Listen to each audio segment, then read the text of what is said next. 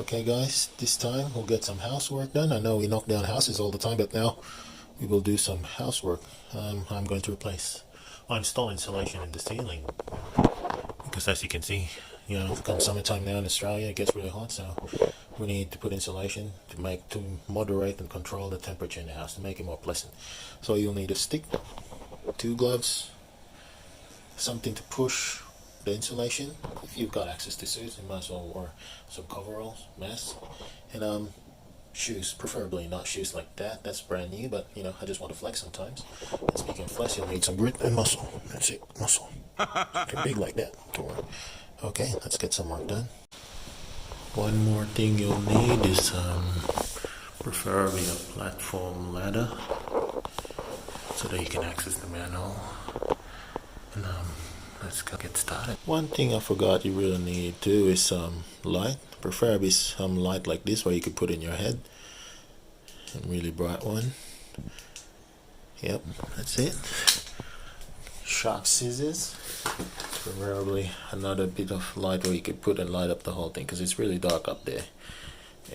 And preferably do it in cold temperature, because if you do it in a hot temperature, it could get real nasty. Okay, thank you. Preferably do it in cold temperature, because if you do it in a hot temperature, it can get real nasty.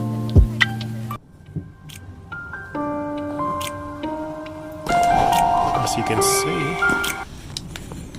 there's no insulation there, but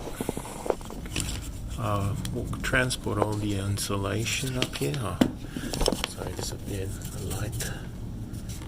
And yeah, now I won't show you me dragging all the insulation and cutting the bags. That'll be a big job.